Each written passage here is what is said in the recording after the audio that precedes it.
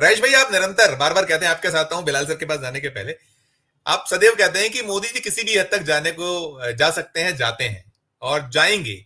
ये पूरे का पूरा क्रम है जो आपने सुना, चाहे श्रवण सर को सुना और आनंद जी को सुना, आपने बहुत सारे उन्होंने तथ्य और सारे तर्क भी दिए हैं।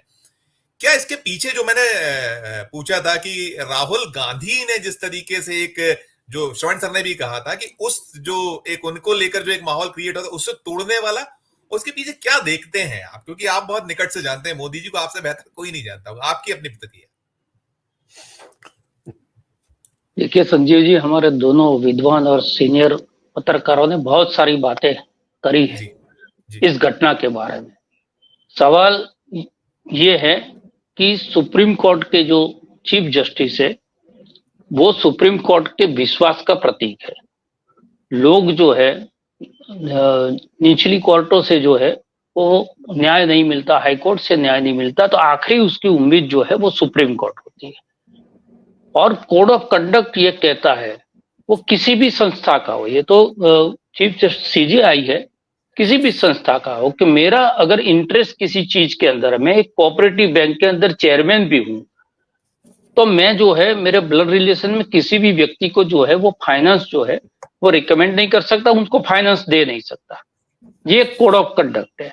तो एक छोटे से पद के लिए ये एक चीज है कि भाई आप जहां पर बैठे हो वहां पर आप जिन लोगों के साथ, और खास करके जो सरकार है और सरकार और न्यायपालिका, वो दोनों तो बिल्कुल एक दूसरे के विरुद्ध के छोर है, क्योंकि सरकारों के खिलाफ जो है याचिका आती है उसका निर्णय वो सुप्रीम कोर्ट को करना है।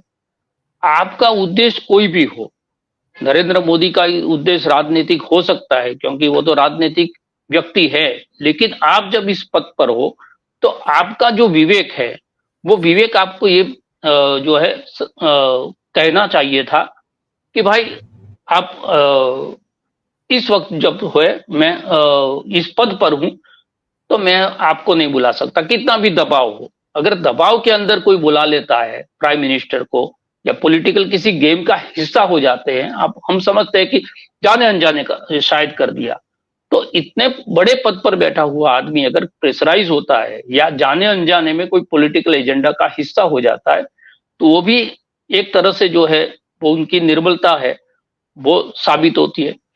दूसरी चीज ये है कि ये विघ्नहर्ता की आरती है, तो नरेंद्र मोदी आरती गणेश जी की कर रहे हैं या चंद्रचूड़ की कर रहे हैं, ये भी समझना पड़ेगा, क्योंकि उनको यह लग रहा है कि हमारे जो विघ्न है, जो अदानी का हो, अंबानी का हो, माधवी बुच का हो, इलेक्ट्रो बॉन्ड का हो, महाराष्ट्र सरकार के मामले में हो, बहुत सारी लंबी लिस्ट है, उसमें विघ्न जो है वो सुप्रीम कोर्ट में चंद्रचूड़ डाल सकते हैं। तो ये दिख तो ये रहा है कि विघ्नहर्ता की आरती जो है वो कर रहे हैं, लेकिन शंका और संदेह लोगों के बीच में ये है कि ये चंद्रचूड़ साहब को मैनेज करने के लिए गए। अब इसमें कितना सच है कितना झूठ है वो हम नहीं जानते, लेकिन ये संदेह करने का मौका जो है वो मौका प्रधानमंत्री ने उठा लिया, और चंद्रचूड़ साहब ने जो है उस मौका को टाला जा सकता था, वो टाला नहीं।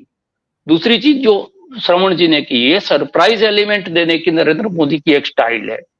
वो कुछ ऐसा कर देते हैं कि जिसमें जो है पूरा पॉलिटिकल डिबेट जो है एक दूसरी ओर चला जाता है।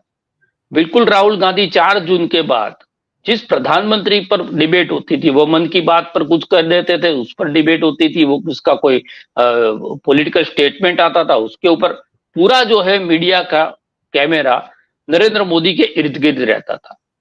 आज की स्थिति ये है, लोकसभा के परिणाम आने के बाद स्थिति ये बदली है कि पूरे जो ये कैमरे थे वो राहुल गांधी की तरफ चले गए। वो क्या बोले क्या नहीं बोले, वो संसद के अंदर अगर बोले, सड़क के अंदर बोले, विदेश में कहीं जाकर कुछ बात उन्होंने की है, तो सारी उसकी चर्चा हो रही थी। और नरेंद्र मोदी का एक मनोविज्ञान ये है कि ये बिना कैमरे बिना स्क्रीन के जो है वो बेचैन हो जाते हैं। तो ये एक तरीका भी है कि पॉलिटिकल डिबेट को जो है वो डाइवर्ट कर दो दूसरी ओर, और उसके साथ साथ जो है एक ये मैसेज भी आप दे दो। जैसे हाईकोर्ट के अंदर क्या हो रहा है हम जानते हैं, राहुल गांधी के जजमेंट के वक्त जो उनका सदस्यता निरस्त की गई थी, गुजरात हाईकोर्ट के जो जज थे उन्होंने पॉलिटिकल रिमार्क्स जो है उस वक्त कर दी थी राहुल गांधी के ऊपर। उनके जो स्टेटमेंट थे उसके ऊपर पॉलिटिकल जो है वो रिमार्क यहाँ के हाईकोर्ट के अंदर हुई थी। और बहुत सारे हम फैसले ये देख रहे हैं कि हाईकोर्ट में कुछ बात करी हो, सुप्रीम कोर्ट में अलग हुई हो। तो चंद्रचूड़ साहब के बहुत सारे ऐसे भी नतीजे हैं जो आधे अधूरे हैं। तो एक ये स्टाइल भी रहता है कि रहो दिए के साथ, अरे दिखो दिए के साथ लेकिन रहो हवा के साथ। लोगों को ये भी लगे कि नहीं सुप्रीम कोर्ट जो है वो अच्छा कर रही है, जैसे राहुल गांधी की सदस्यता उन्होंने वापस दिला दी तो लोगों को लगा कहाँ ये नरेंद्र मोदी के लिए न्यायपालिका काम कर रही है। देखो ये मनीष सिसोदिया को जो वहां से जो है वो मुक्ति भी मिल गई। जो सारे संजय सिंह हैं वो भी देखो आम आदमी पार्टी के थे, उससे सुप्रीम कोर्ट ने जो है उसको उनको भी न्याय दे दिया। तो कुछ व्यक्तिगत फैसले ऐसे आए, लेकिन बड़े फैसलों की जो चर्चा आनंद वर्धन साहब ने की, वो हिडनबर्ग का मामला हो, उसके अंदर सारी चीजें जो है उसको स्वीकार करते हैं और फिर वही सेबी पर छोड़ देते हैं कि भाई सेबी उसका रिपोर्ट करेगी। फिर पता चलता है कि सेबी की चेयरमैन जो है वो किस प्रकार से काम करती है। इलेक्ट्रो बॉन्ड पर बहुत सारी टिप्पणियां होती है, सिस्टम पर टिप्पणियां होती है, पॉलिटिकल पार्टियों पर टिप्पणियां होती है, स्टेट बैंक को लताड़ा जाता है, सारी चीजें होती है। उसके बाद में नतीजा क्या मिलता है? नतीजा बिल्कुल जीरो मिलता है। तो लग ये रहा है कि न्याय हो रहा है लेकिन न्याय दिखता नहीं है। और आज जो हुआ है उसके अंदर उसका कोई भी कारण हो, हम नहीं जानते उसका क्या कारण होगा, किसकी क्या मंशा है, किसकी क्या इच्छा है, वो तो नवंबर के बाद पता चलेगा। जैसे गोगोई साहब और दूसरे लोगों के बारे में हमको पता चला है, वो तो बाद में हम उस पर टिप्पणी कर सकते हैं। लेकिन आज जो दृश्य आए वो दृश्य जो है वो सुप्रीम कोर्ट के ऊपर लोगों का जो विश्वास है वो विश्वास को डिगाने का काम किया है।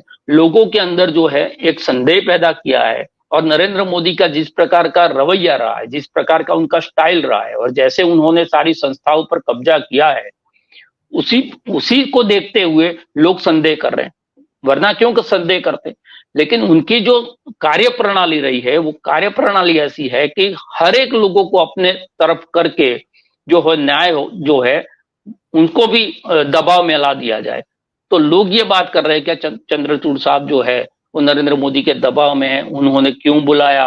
आप जो है उसका अंतर रख सकते थे, कोड ऑफ कंडक्ट का पालन कर सकते थे, अपने ऊपर तो आचार संहिता लगा सकते थे। आप ये गैर कानूनी है या नहीं वो अलग विषय है, लेकिन अपने आप पर आप आचार संहिता लगा सकते थे, वो नहीं लगाई है। और इसीलिए ये सारे जो है ये सवाल उठ रहे हैं। जी क्या कहेंगे आप? जो है हम उसी पहले भी हुई है, लेकिन ये जो विश्वास टूट गया है, ध्वस्त हो गया है, क्या आप?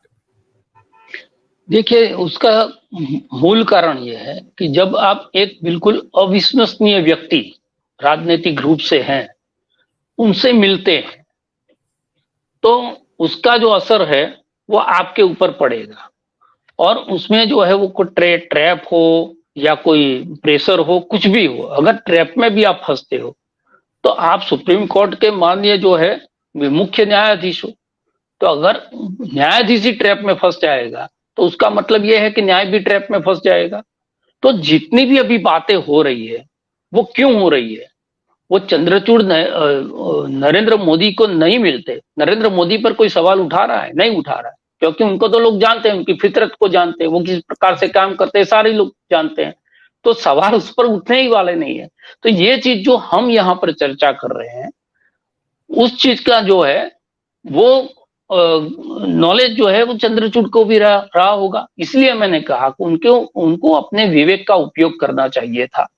जब प्रधानमंत्री कार्यालय से वो बात आती है, हमारे यहाँ कोई फंक्शन हो और मुख्यमंत्री या कोई मंत्री भी आने वाला हो तो 2 दिन पहले से जो है पुलिस आना शुरू कर देती है, जो रास्ते वो है चेक कर लेती है कि भाई गाड़ी वहां पर बिना ब्रेक के जा सकती है नहीं जा सकती, या आगे पीछे कोई बड़ा जो है पार्टी प्लॉट है उसमें कोई टावर बड़ा फ्लैट नहीं है जहां से हमला हो सकता है, सारी चीजें देखते हैं।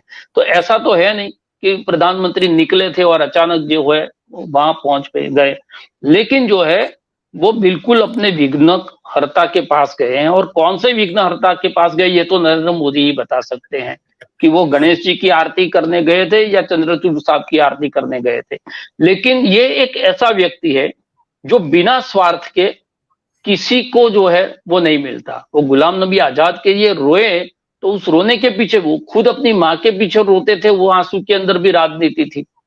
तो गुलाम नबी आजाद जो है वो कौन सी चीज है जो अपनी माँ को जो है वो 2,000 रुपए के लिए कतार में खड़ा कर सकता है आदमी अपनी राजनीति के फायदे के लिए, तो वो किसी का भी जो है वो इस्तेमाल कर सकते हैं। लेकिन उसमें दोष मैं नरेंद्र मोदी का इसलिए कम समझता हूं कि वो तो ये करते ही हैं, लेकिन अगर आप अपना कंधा देते हो तो आपकी जो विश्वसनीयता है उस पर सवाल उठना शुरू हो जाता है।